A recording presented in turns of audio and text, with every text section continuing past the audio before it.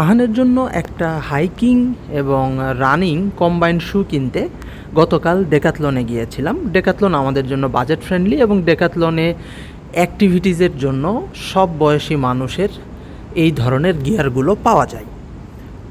আমরা যখন কোনো শপিংয়ে যাই সাধারণত সাথে একটা শপিং ব্যাগ ক্যারি করি, কারণ মালয়েশিয়াতে প্রায় 99% দোকানগুলোতে কেনাকাটার পরে কোনো ধরনের ফ্রি ব্যাগ তারা প্রোভাইড করে না।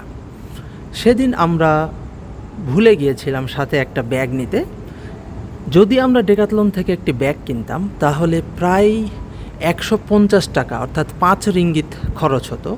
আমরা ডেকাথলন থেকে কোনো ব্যাগ না নিয়ে সুন্দর করে হাতে করেই জুতাটা নিয়ে ডেকাথলন থেকে চলে আসলাম। ডেকাথলনের বিরুদ্ধে আমাদের কোনো অভিযোগও নাই। ডেকাথলনও আমাদেরকে জিজ্ঞেস করেনি ব্যাগ কিনছি না কেন। এবং আমরা যে রাস্তা দিয়ে আসলাম শপিং মলে, হাতে করে জুতা নিয়ে আসলাম, তারপরে মেট্রোতে চড়লাম, কেউই আমাদের দিকে তির্যকভাবে তাকায়ও নি।